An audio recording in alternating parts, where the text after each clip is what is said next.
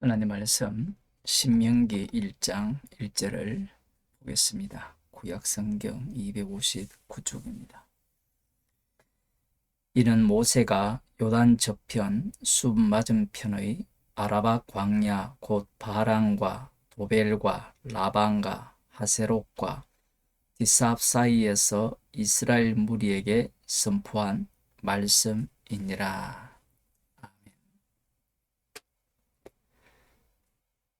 본래 히브리어 성경 제목은 신명기가 아니고 처음 히브리어 성경을 이렇게 보게 되면 신명기를 시작하는 첫 부분이 그 말씀들이라고 되어 있습니다.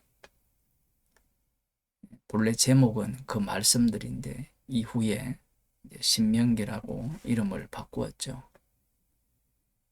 신명기라고 이름을 바꾼 이유가 신명기에 등장을 하는데 말씀을 등사하여 보관하라는 그 말씀을 근거로 하여서 신명기라 이름을 지었습니다.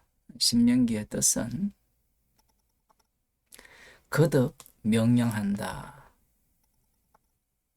다시 풀어 설명한다, 이렇게도 해석이 되고요. 거듭 명령한다라는 내용이죠. 그렇게 하나 저렇게 하나 별 문제는 없습니다. 하지만 거듭 명령한다라는 의미를 우리 인간들이 갖고 있는 사고방식으로 이해를 하게 되면 지금 출애굽기 20장 이하 그리고 레위기, 민수기에서 새롭게 등장한 율법들에 대해서 다시 명령하는 내용이다. 약속의 땅에 들어가기 전에 우리들이 흔히 말하는 신신당부하는 그런 말씀이다. 그렇게 이해하기가 쉽습니다. 그런 생각을 갖고 신명기를 읽고 여호수아를 읽고 사사기로 넘어가면 실망을 하죠. 왜 이 신명기를 그 말씀들이라 이렇게 그대로 제목을 두지 않고 신명기라 이렇게 했느냐라고 하면 우린 할 수 있다라는 거예요. 말씀을 들을 때, 율법을 들을 때 한 번은 실패했지만 두 번 다시는 실패하지 않는다라는 그러한 생각을 갖고 있는 거예요. 제가 성경의 제목을 틀렸다 이렇게 말하고자 하는 뜻이 아니고요. 지금 그렇게 함으로 말미암아 유대인들이 성경을 보는 그 안목이 오늘날 성령 받았다고 하는 사람들에게도 똑같이 적용되어지고 있고 그런 안목으로 성경을 본다는 겁니다. 새롭게 이 약속의 땅에 들어가기 전 이스라엘 백성들에게 마음을 단단히 하기 위해서 율법을 주셨다. 이런 식으로 해석을 하다 보니 본래 취지와는 전혀 맞지 않습니다. 제가 지금 민수기를 마치기 전에 몇 차례 36장을 말씀을 드렸잖아요. 민수기 36장이 이 슬로바스의 딸들의 기업의 문제로 맞춰지는 것이 그냥 기록된 게 아니에요. 우리가 지금 창세기부터 민수기까지 꼼꼼히 살펴봐 왔잖아요. 그럼 창세기는 빼더라도 출애굽기에서 유월절 어린 양의 피로 이스라엘 백성들이 구출을 받잖아요. 자, 그 장면을 먼저 한번 떠올려 봅시다. 유월절과 무교절 율법이 먼저 주어집니다. 율법이 주어지고 율법대로 유월절을 지키죠. 물론 무교절은 지킬 수가 없습니다. 출애굽을 하기 때문에. 여기에서 뭔가를 알아차려야 되는데 구약은 갇혀 있잖아요.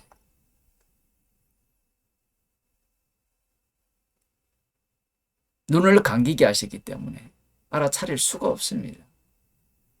그렇게 하나님께서 이스라엘 백성들을 인도하셔도 선악과를 먹은 이 인간의 입장에서는 내가 할 수 있다라고 생각해요. 이 세상 자체를 누구를 위한 세상이라고 생각하느냐라고 하면 이스라엘 백성들은 이스라엘을 위한 세상이라고 생각해요. 왜냐하면 하나님이 천지를 창조하셨잖아요. 하나님이 천지를 창조하셨기 때문에 그 하나님은 여호와 하나님으로 이스라엘 백성 가운데 나타나셨고 그 이스라엘 백성 가운데 나타나신 여호와 하나님께서 자신들을 모세를 통하여서 유월절 어린 양의 피로 하나님의 아들로 만들었잖아요. 그러면 천지 창조부터 시작해서 모든 만물 하나님조차 자기들을 위한 하나님이죠. 그럼 율법조차 유월절이나 무교절 이런 것조차도 자신들을 위한 것이라 생각하는 거예요. 그런데 이 출애굽기 15장을 한번 보면 상당히 난해한 본문이 나옵니다.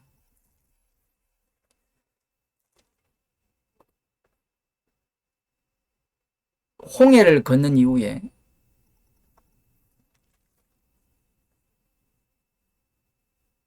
이스라엘 자손이 모세와 이스라엘 자손이 여호와께 노래를 하고 찬양을 드린 이후에 그곳을 지나 사흘 길을 이렇게 걸어갔을 때 마실 물이 없었습니다. 선물이 있었던 거죠. 그때 모세를 향하여 원망을 하고 여호와 하나님께서 나무 가지 하나를 지시하셔서 그 나무를 던지니까 물이 달아졌어요. 그 다음이 중요합니다. 정신을 바짝 차려야 됩니다. 늦어도 25절인데 모세가 여호와께 부르짖었더니 여호와께서 그에게 한 나무를 지시하시니 그가 물에 던짐에 물이 달아졌더라. 거기서 여호와께서 그들을 위하여 법도와 율례를 정하시고 그들을 시험하실세. 가라사대 너희가 너희 하나님 나 여호와의 말을 청종하고 나의 보기에 의를 행하며 내 계명에 귀를 기울이며 내 모든 규례를 지키며 내가 애굽 사람에게 내린 모든 질병에 하나도 너희에게 내리지 아니하리니 나는 너희를 치료하는 여호와임이니라. 말씀이 쉬워요, 어려워요? 이 말씀이 너무 어려운 거예요. 저에게는 오늘까지도 난제였는데 무엇이 어려웠냐라고 하면 하나님께서 시험을 먼저 하셨습니까? 아니면 이미 끝난 상태에서 물이 없었잖아요. 선물이었는데 그들이 원망을 냈고 그 물을 단물로 바꿔주셨잖아요. 그 이후에 하나님께서 뭘 주시는가 하면 법도와 율례를 정하시고 그들을 시험하셨다라는 겁니다. 그런데 뒤에 보면 거기서 시험했다라고 하는데 법도와 율례를 주셨다는데 도대체 무엇이 법도고 무엇이 율례인지 안 나와요. 나옵니까? 내 계명에 귀를 기울이며 내 모든 규례를 지키면 내가 애굽 사람에게 내린 모든 질병에 하나도 너에게 내리지 않겠다. 계명은 언제 주십니까? 20장 이후에 주시거든요. 그래서 말씀이 어렵다라는 거예요. 그리고 여기에 또 한 가지는 법도와 율례를 주셨는데 내용은 나오지 않는데 그들을 시험했다 하잖아요. 그러면 이걸 본래는 법대와 율례를 먼저 주시고 무리 없는 사할 길로 인도하셔서 시험하시는 거예요. 그러면 그들이 원망을 한 거잖아요. 그러면 그렇게 만일에 순서를 뒤바꾸면 이 말씀이 납득이 되고 이해가 되는데 순서가 바뀌었어요. 사건이 먼저 있고 원망하는 사건이 먼저 있고 그 다음 율례와 법도를 정하시고 그들을 시험하셨다라는 거예요. 아마 이 성경을 읽는 사람들은 이 본문을 의도적으로 앞뒤를 바꿀 겁니다. 율례와 법도가 먼저 있었고 시험하시는 장면이 이 선물 마라나는 이곳으로 인도하셨다. 근데 만일에 그러하다면 애굽에 내린 질병을 내려야 되잖아요. 근데 안 내렸거든요. 그래서 이 본문이 어렵다라는 거예요. 앞서 제가 유월절과 무교절이 먼저 있고 그 다음 유월절을 지키게 되잖아요. 그러면 유월절은 하나님이 주신 법이잖아요. 법이 먼저 있고 그 다음 그 법을 위해서 실제로 유월절 사건을 이스라엘 백성들이 거기에 참여하는 그 일을 제가 말씀드린 거예요. 그러면 율법이 먼저냐 사건이 먼저냐라는 겁니다. 여기서는 뒤바뀌어 버렸죠. 사건이 먼저고 그 다음 차후에 율법을 주시잖아요. 이건 꼭 무슨 의미인가 하면 시험 다 끝났어요. 어제 수능 쳤잖아요. 시험 다 끝났는데 시험을 잘 치면 이미 결과도 나왔잖아요. 시험을 잘 치면 마치 시험 안 친 듯이 말씀을 하면 잘 치면 내가 네가 원하는 대학에 합격하게 해주겠다. 이런 식인 거예요. 지금 말씀 자체가. 이 정신이 있는 사람들이 이 본문을 읽으면요. 납득할 수 없는 본문입니다. 그래서 신학자들이나 목사들이 이 본문을 볼 때 의도적으로 바꾸려고 해요. 이해되도록. 이해 안 됩니다. 이 본문은 아무리 해석해도. 그럼 이 말씀대로 주님께서 어떻게 일을 진행시키느냐. 그리고 이 말씀을 위해서 이스라엘 백성들이 여기에 이 피스 맞추는 거 있잖아요. 집어넣는 거예요.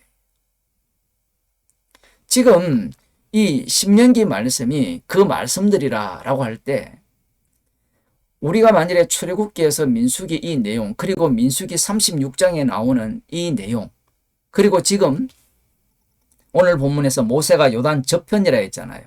요단 동편이거든요. 간단하게 말하면 앞구절에서는 모압 평지에서 말한 건데 굳이 모압 평지라고 말하지 않고 이 동편의 지명들 사실 이 바랑과 하세롯 외에는 다른 지명이 안 나와요. 다 추정밖에 안 돼요. 바라는 민수기 10장에 나오거든요. 민수기 10장은 가데스 바네아에서 반역하기 전이에요. 그 40년 전 지명을 이야기하는 겁니다. 쉽게 말하면. 그러면 여기에 있는 지명을 이야기할 때 요단 서편이 아니라 요단 동편, 그 동편 전체를 이야기할 때는 이스라엘 40년 광야 생활을 다 포괄하는 내용이고 그 포괄하는 내용을 민수기 끝부분에서는 이 여리고 맞은편 요단과 모압 평지라고 이야기를 하는 거예요. 여기에서 이 슬로보아스의 딸들의 기업과 그 처리 방법에 대해서 나오는데 여기서도 마찬가지입니다. 다시 이 슬로보아스를 이야기하면 27장에서 이들이 율법에 의하면 기업이 돌아가지 않아야 되거든요. 근데 기업을 달라고 했을 때 하나님께서 그 기업을 주시기 위해서 새로운 법을 주신 겁니다.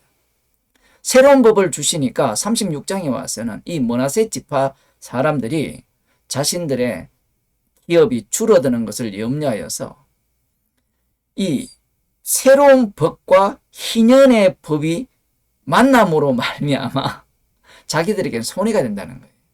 거기에 대해서 요청을 할 때 여호와 하나님께서 또 새로운 법을 주셨죠. 그 새로운 법은 자유롭게 시집을 갈 수 있지만 므낫세 지파 안에서만 시집을 가라는 법입니다.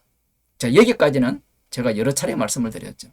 자, 그러면서 이 민수기 36장 10절에서 12절 말씀을 집어넣은 거예요.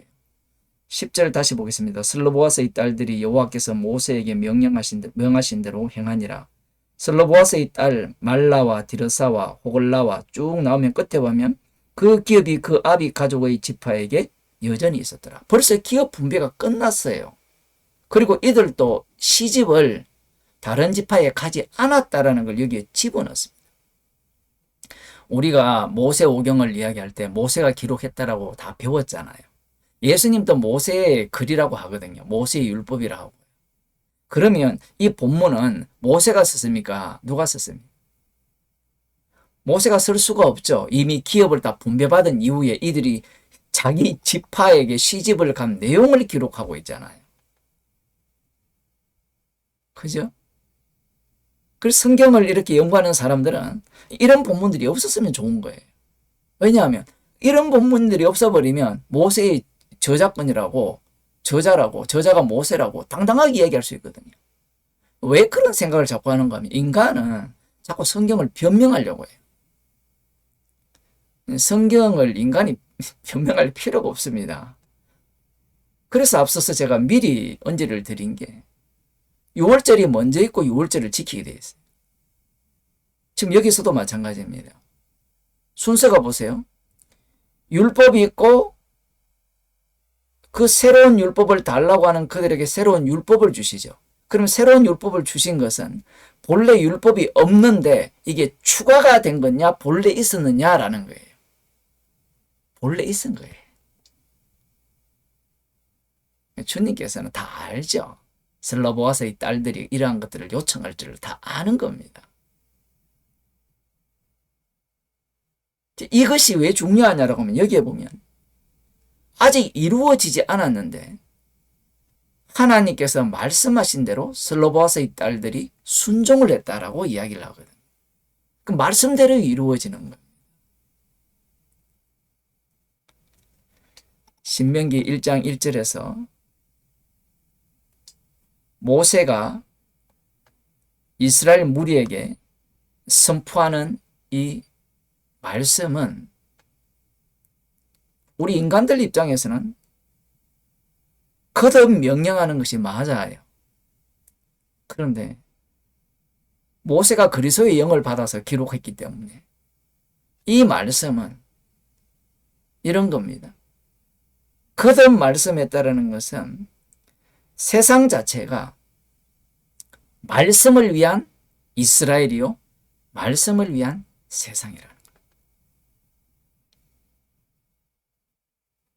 신명기 끝에 보면 이스라엘이 바벨론 포로에 잡혀가고 돌아오는 내용이 기록된 이유가 거기에 있는 거예요.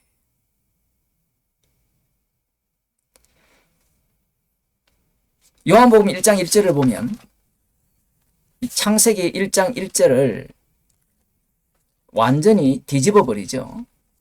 어떻게 뒤집는가 하면 태초에 말씀이 계시니라 이렇게 말씀하고 있어요. 이 말씀이 하나님과 함께 계셨으니.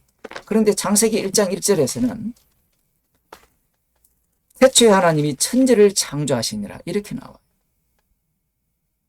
태초에 하나님이 천지를 창조하시니라. 요한복음 1장 1절에서 우리들 같으면 태초에 하나님이 계시니라 이게 더 좋잖아요. 태초에 하나님이 계시니라. 삼일체에 미친 사람들은 하나님으로 바꾸려고 하거든. 왜 말씀이 계시니라 이렇게 하느냐?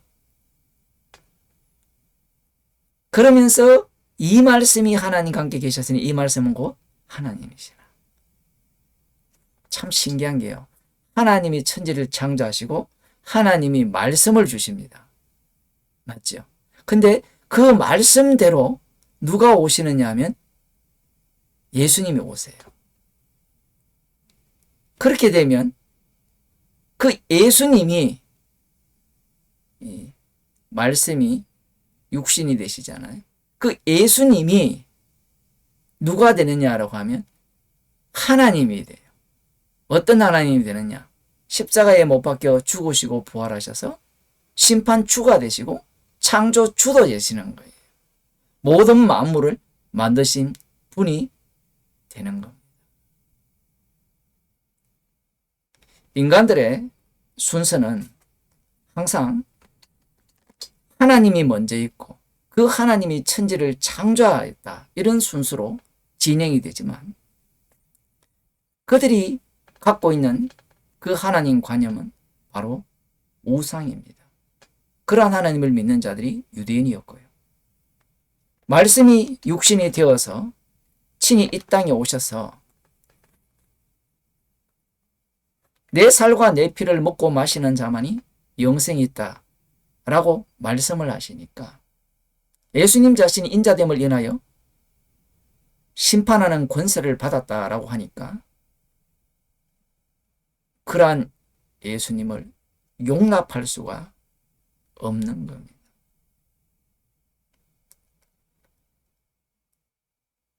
말씀이 육신이 되신 예수님을 위한 세상이에요. 하나님을 위한 세상이 아닙니다. 그러면 예수님께서 이 땅에 오셔서 어떤 일을 하셨습니까? 십자가에 못 박혀 죽으셨죠. 십자가에 못 박혀 죽으실 때 다 이루셨다라고 하셨잖아요. 그러면 그 다 이루심을 위한 말씀이었던 겁니다. 그러면 신명기 말씀은 십자가에서 다 이루심을 위한 말씀이 되어버리면 로마서에 나오는 말씀처럼 율법을 주신 이유가 죄 아래, 심판 아래 가두기 위한, 범죄를 더하게 하기 위한 조치로서 주신 거예요.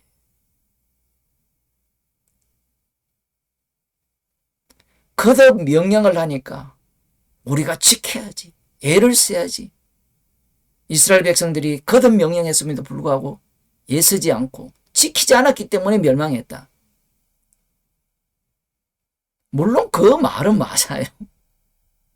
근데 거기에서 왜 그러했냐라고 하면 눈이 가려졌기 때문에 그래요. 성령을 받게 되면 신명기 말씀이 십자가가 밝게 보이는 말씀으로 바뀌어야 되는 거예요. 십자가를 전가하기 위한 율법이 되는 거예요. 기도하겠습니다. 하나님 아버지, 말씀을 위한 율법의 완성이신 예수님을 전가하기 위한 이스라엘임을 오늘 저희들에게 신명기 말씀을 통하여 들려주심을 감사드립니다. 십자가에서 다 이루셨기에 우리를 말씀 속으로 인도하셔서 주님의 사랑의 깊이를, 우리의 죄의 깊이를 알아가게 하심을 감사하는 주의 백성이 되게 하여 주옵소서. 예수님 이름으로 기도드립니다.